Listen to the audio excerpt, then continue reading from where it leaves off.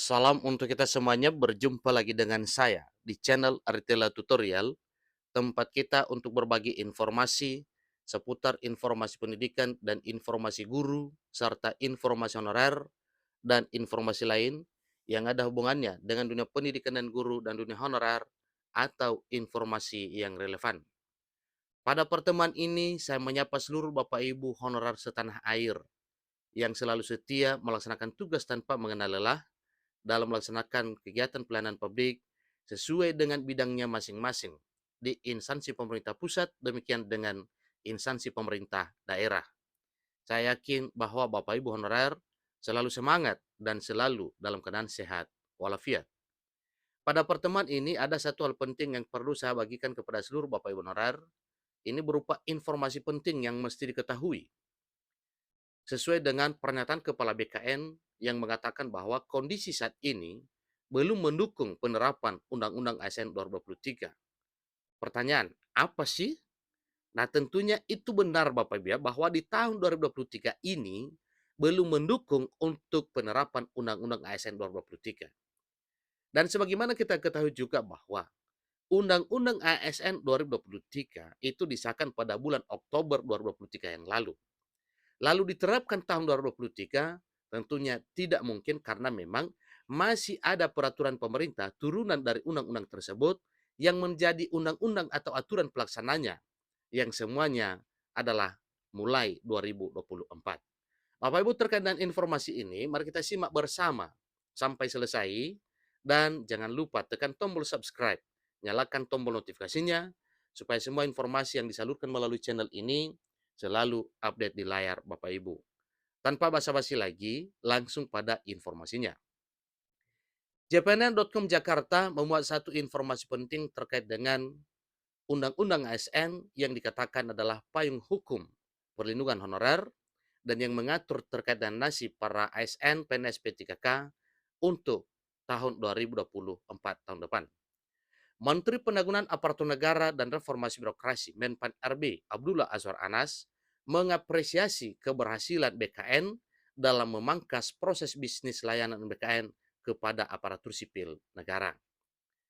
Menpan RB Azwar Anas mengatakan hal tersebut saat memberikan arahan pada kegiatan rapat koordinasi penguatan kebijakan pelayanan publik melalui peningkatan profesionalisme ASN di Banyuwangi pada hari Senin 18 Desember 2023.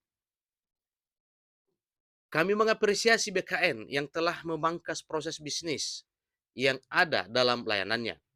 Namun perlu diingat, tetap diperlukan evaluasi dan monitoring terhadap pemangkasan proses bisnis tersebut agar tidak ada kendala dalam perjalanannya.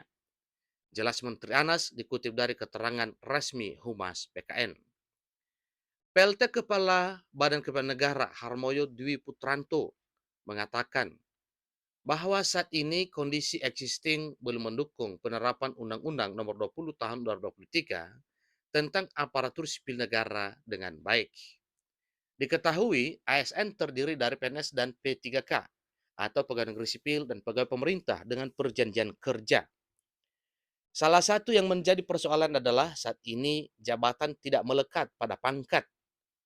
Ada aparatur sipil negara yang jabatannya tinggi, namun pangkatnya tidak tinggi.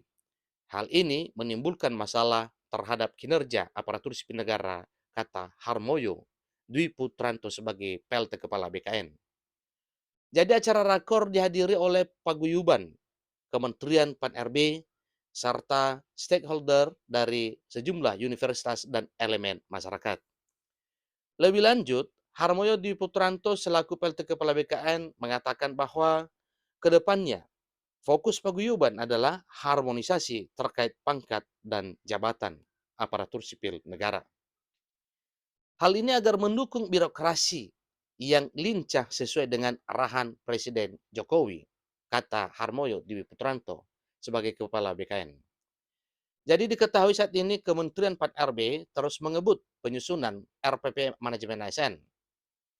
Kemudian pada hari Selasa 28 November 2023, Kemenpan RB menggelar dialog publik Undang-Undang ASN di Kota Pematang Siantar, Sumatera Utara. Kementerian yang dipimpin Azwar Anas menggelar acara tersebut dalam rangka meminta masukan dan usulan dari tenaga non-ASN atau honorer terkait penyusunan peraturan pemerintah tentang manajemen aparatur sipil negara. Acara rakor di Banyuwangi juga dalam rangka percepatan perumusan PP Manajemen ASN dengan meminta masukan dari masyarakat. Jadi Kementerian PAN-RB ingin memperkaya perspektif dari sudut pandang akademisi, praktisi, sehingga profesional yang tergabung dalam tim panel independen atau TPI dan tim evaluasi atau TE, kompetisi inovasi pelayanan publik atau KIPP. Nah, tentu saja ujung dari seluruh transformasi ASN melalui Undang-Undang ASN ini adalah mewujudkan pelayanan publik yang lebih baik dan masyarakat yang lebih sejahtera. Terima kasih atas kesediaan Bapak Ibu untuk hadir dan memberikan kontribusi pemikiran dalam pembahasan substansi RPP Manajemen ASN ini, ujar Anas dalam rakor di Banyuwangi pada hari Senin 18 Desember 2023.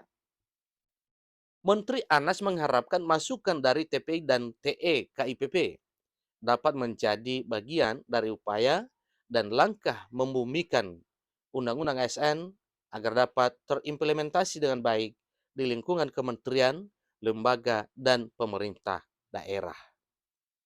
Pada rakor tersebut, Menteri Anas kembali menyebutkan 16 substansi yang masuk dalam RPP Manajemen Aparatur Sipil Negara, yakni 1. Penguatan budaya, kerja, dan citra institusi. Yang kedua, perluasan ruang lingkup dan mekanisme bekerja pegawai pemerintah dengan perjanjian kerja. Yang ketiga, penataan tenaga non-ASN. Ingat Bapak Ibu ya, penataan tenaga non-ASN ini adalah hal penting diketahui oleh seluruh Bapak Ibu honorer, yaitu mengenai penataan tenaga non-ASN.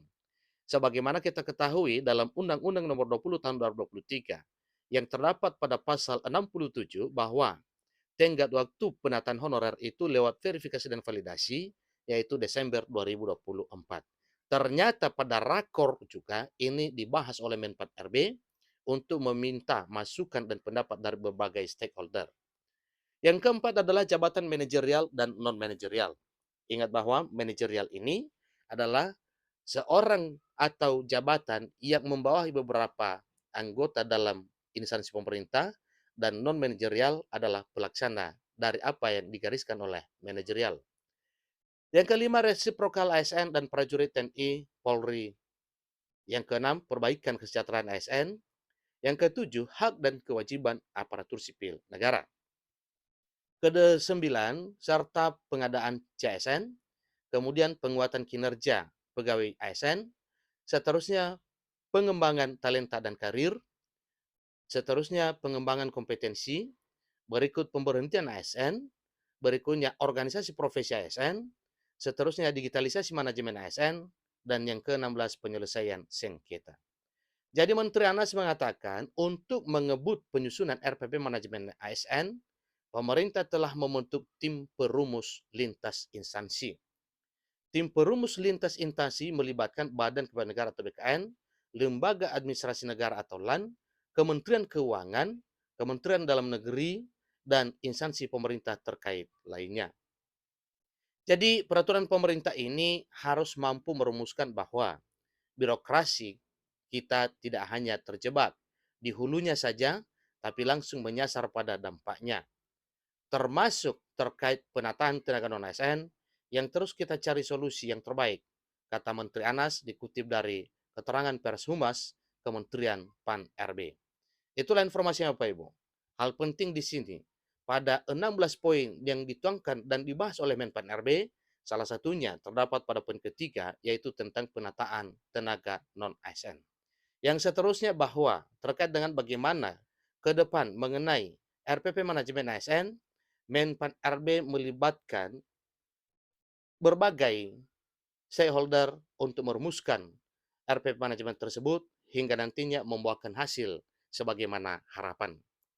Itulah informasi Bapak Ibu, semoga penataan non-ASN dan hal lainnya yang merupakan program penting pemerintah bisa terlaksana sebagaimana harapan tanpa kendala apapun. Terima kasih.